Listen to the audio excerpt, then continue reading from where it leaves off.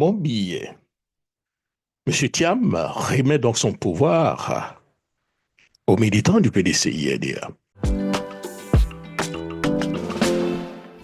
Chers militantes, chers militants, mes chers compatriotes, chers amis de la Côte d'Ivoire, depuis que j'ai eu l'honneur d'être élu à la présidence du PDCI-RDA le 23 décembre 2023 à Yamoussoukro par nos militants, j'ai pu, grâce à leur soutien, procéder à une modernisation et une redynamisation de notre parti. L'équipe que j'ai mise en place et moi-même avons souligné, identifié sans concession les difficultés auxquelles font face chaque jour les Ivoiriens et nous avons proposé aux Ivoiriens une autre manière de faire de la politique et de diriger notre pays. Je remercie ici tous nos militants qui ont travaillé sans relâche partout dans notre pays ces derniers mois pour être à l'écoute des Ivoiriens, pour mieux comprendre et mieux traduire leurs préoccupations, que ce soit le chômage des jeunes ou la cherté de la vie, deux de leurs plus importantes préoccupations. Donc merci donc à tous nos vaillants militantes et militants pour leur travail. Grâce à ce travail, nous avons suscité chez nos compatriotes un engouement réel pour notre parti. Ainsi, le nombre de nos adhérents a doublé au cours des 12 derniers mois. Malheureusement, ces avancées annonciatrices de notre prochain retour au pouvoir d'État ont déclenché des attaques répétées et injustifiées, avec la justice pour principal instrument.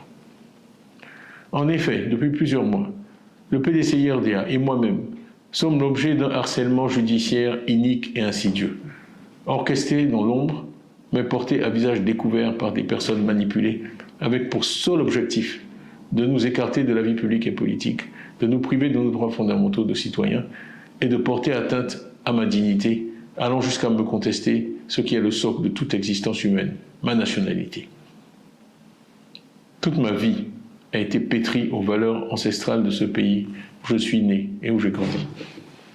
L'éducation que m'ont inculquée mes parents est fortement inspirée de la philosophie humaniste faite de paix, de respect de la personne humaine, de tolérance, de rejet de toute forme de violence que le père fondateur de la nation ivoirienne, Félix Houphouët-Boigny, nous a légué.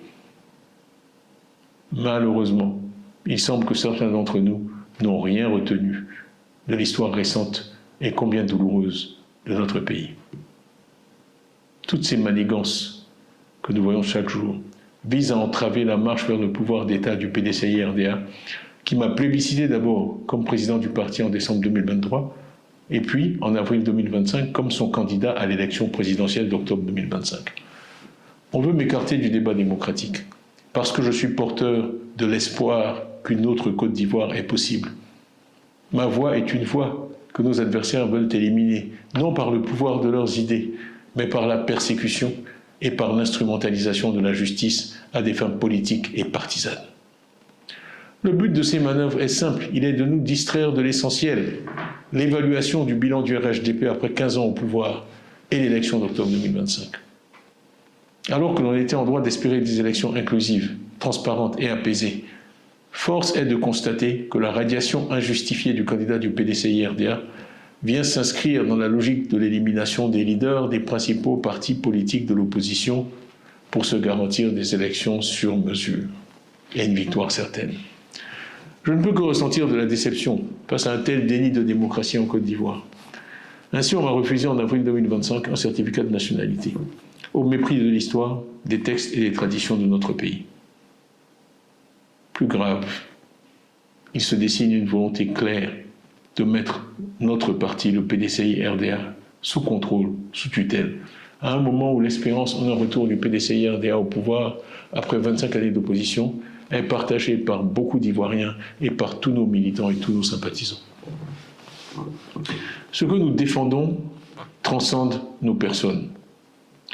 Dans l'intérêt du parti, j'ai donc décidé de remettre entre vos mains, à vous les militants, mon mandat de président du parti. Cette décision ne change rien à l'engagement que j'ai pris en décembre 2023 de conduire personnellement notre parti à la victoire en octobre 2025 pour libérer notre pays de la peur et de l'injustice, et je le ferai. Je sais qu'après m'avoir élu en 2023, vous m'accorderez de nouveau votre confiance, sachant que les autorités ont récemment affirmé que j'étais, et je les cite, indubitablement ivoirien. Conformément à nos statuts, les organes compétents se chargeront de prendre dès aujourd'hui les décisions nécessaires dans l'intérêt supérieur du parti pour permettre au PDCI-RDA de poursuivre sa marche glorieuse et victorieuse. Chères militantes, chers militants, ne baissons pas la garde, ne nous résignons jamais. Continuons le combat avec encore plus de détermination. Tous ensemble pour la victoire en octobre 2025, avec une foi inébranlable en notre avenir commun. Que Dieu vous bénisse, que Dieu bénisse le PDCI-RDA, que Dieu bénisse la Côte d'Ivoire.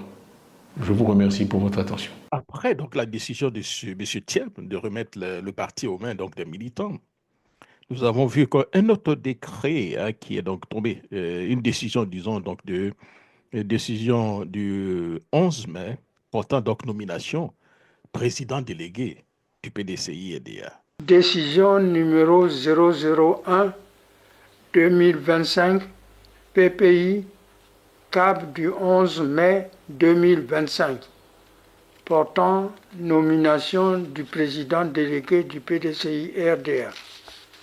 Le président du PDCI-RDA décide. Article 1er. M. Tidjane Thiam est nommé président délégué du PDCI-RDA. Fait à Abidjan le 11 mai 2025. Ernest Nkomo Mobio, président par intérim du PDCI-RDA. Ernest Nkomo Mobio, président donc par intérim. Alors ce qu'il faut comprendre, c'est que M. Ernest Nkomo Mobio devient donc le président donc par intérim. Alors M. Nkomo Mobio prend donc un communiqué après donc sa nomination donc de président donc par intérim, en attendant donc un bureau politique et pourquoi pas même un congrès extraordinaire. Donc la réunion, donc, le communiqué donc, du PDCI-EDA, réunion donc du bureau politique du lundi 12 mai 2025. Mesdames et messieurs, les membres donc, du bureau politique donc, du PDCI-EDA, au regard donc, de l'urgence liée à la situation politique, sont conviés à la 19e réunion donc, du bureau politique qui se tiendra de lundi 12 mai 2025 à 11h à la maison donc, du parti à Cocody. La rencontre est élargie aux membres donc, du comité donc, des sages. Les participants à cette rencontre devront être à jour de leur cotisation PDCI-EDA de l'année 2024, fait donc à Abidjan le 11 mai 2025, signé donc M. Ernest Nkomo Mobio, président par intérim du PDCI-EDA. Alors, comme vous voyez, chers amis, c'est donc la politique dans la politique. C'est de la grande politique. Et ceux qui ne connaissent pas le PDCI-EDA qui existe depuis 79 ans, le PDCI-EDA est un vrai parti politique qui sait donc mettre l'intérêt supérieur donc, du parti au-dessus donc, des personnes. Et donc, c'est dans cette optique, afin donc d'éviter le PDCI-EDA, pour le moment, encore d'autres complications, ce qui est sûr, il en aura bien sûr. Des décisions ont été donc prises pour le fonctionnement. Du coup, le PDCI n'attend pratiquement rien donc, de la décision donc, de la justice que nous savons déjà biaisée, qui a décidé donc de supporter donc des personnes à l'intérieur du PDCI-EDA pour tenter donc de phagocyter ce grand parti politique à la veille d'élections présidentielles. L'objectif est clair. Éliminer M. Tidjane Thiam, l'affaiblir. Mais ceux qui ne connaissent pas l'histoire du PDC de M. Thiam pensent qu'ils pourront réussir à l'affaiblir. Mais ceux qui le savent, dans toute sa vie, c'est la résilience. On ne devient pas donc président d'un groupe comme Crédit Suisse qui veut. Ce que Thiam a vécu à Crédit Suisse, croyez-moi, rien ne peut certainement l'intimider actuellement en Côte d'Ivoire. Alors, après avoir donc lu ces communiqués et ces décisions, chers amis, alors revenons donc à une analyse, on peut le dire, politique de la décision de M. Tidjane Thiam. Alors, en première partie, ce qu'on peut parler, donc, une décision à haute valeur stratégique. Une manœuvre tactique face donc à l'instrumentalisation de la justice, on peut dire. La décision de M. Thiam ne constitue pas un retrait, moins encore une démission, mais une opération politique finement calculée. En remettant donc son parti à son mandat entre les mains des militants, Thiam prend donc à contre-pied ses adversaires. Alors que le pouvoir en place cherche à l'exclure donc de la cause présidentielle via donc une procédure judiciaire douteuse basée sur sa nationalité, Il déplace donc le débat sur le terrain juridique vers un terrain politique et populaire. Il force ainsi les institutions du PDCI à trancher publiquement et donc les militants à s'exprimer clairement.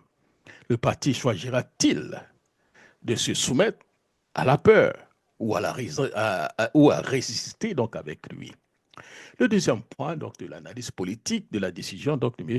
Thiam, une anticipation d'un potentiel blocage institutionnel.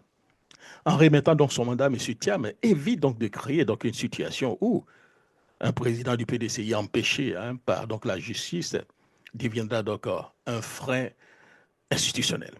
Il empêche donc par là même des tentatives de fronde interne que ses adversaires pouvaient donc nourrir sous prétexte d'incertitude sur une légitimité juridique.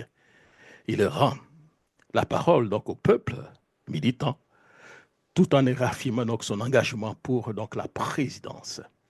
C'est dire qu'une forme donc de délégalisation de la lutte. Si la justice est instrumentalisée, seule la légitimité populaire fera donc, si vous voulez, foi. Troisième point de mon analyse politique de cette décision de M. Thiam. Une stratégie de sacrifice apparent pour mieux incarner donc la résistance. La rhétorique donc du Thiam repose donc sur un effet de levier.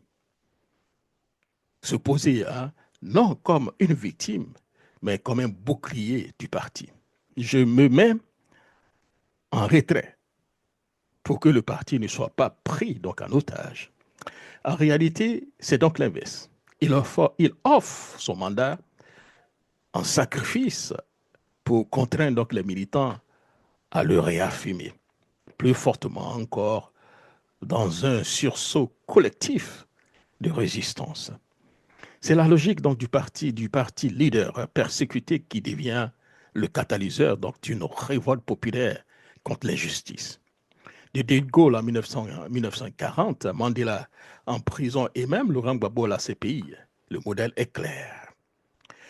Quatrième point, c'est donc une façon donc de poser un piège politique donc au pouvoir. En agissant ainsi, M. Thiam retourne la pression contre le régime. Soit il est réinvesti démocratiquement malgré donc les attaques et le pouvoir apparaît comme un persécuteur injuste, soit le parti est affaibli par une mise à l'écart et l'opinion donc retiendra que donc le régime a gagné non pas par les unes, mais par la peur. C'est ce que Thiam appelle donc sa lettre le harcèlement donc judiciaire inqualifiable et la tentative donc de prise en otage planifiée. Cinquième point donc de mon intervention, de mon analyse politique, c'est donc une opération donc de clarification interne, on peut le dire, enfin au PDCI. Enfin, M. Thiam oblige donc les cadres donc, du parti à sortir donc de leur ambiguïté. Plus question de tergiverser, soutiennent-ils Thiam dans l'épreuve où préfère donc composer avec le pouvoir. Ceux qui pensaient que l'affaire donc de la nationalité allait donc discréditer Thiam ou l'écarter naturellement sont désormais face donc à un dilemme clair. Le silence n'est plus donc une option. Il place donc chaque responsable devant donc ses responsabilités historiques. Pour conclure notre analyse politique, la décision de Thiam est une offensive politique habile qui camoufle sous donc, les airs donc, de retrait une reconquête donc, par les urnes militantes. Elle le présente en chef responsable, protecteur donc, du parti, et non donc un leader accroché au pouvoir comme ce que nous sommes en train de voir actuellement à la tête du pays. Mais c'est ainsi donc une manière donc, de préparer donc, une remobilisation plus forte encore, une réaffirmation populaire donc, de sa légitimité donc, dans une dynamique de confrontement démocratique avec donc, le pouvoir en place. La suite donc, dépendra donc, de la réaction donc, des organes statutaires donc, du PDCI-RDA et de la base militante. Mais une chose est certaine, Tidjane Thiam ne se retire pas.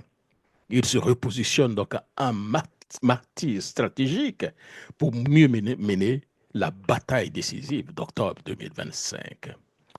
Voilà, en somme, chers amis, une analyse politique. Qui a dit que M. Thiam ne maîtrise pas la politique? Il faut faire très attention à des gens qui sont très génies, qui apprennent très vite. Et Thiam apprend très vite. À cette allure-là, croyez-moi, il deviendra, pour ne pas dire, il est donc au Fauboigny 2.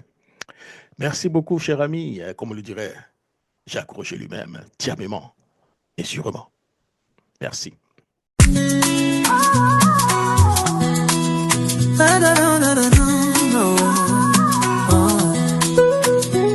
Dans le cœur d'Abidjan, une étoile s'élève. Tidjane Thiam, ta lumière nous révèle. De la terre d'Akoué, tu as forgé un chemin. Avec courage et foi, tu traces notre destin. Enfant de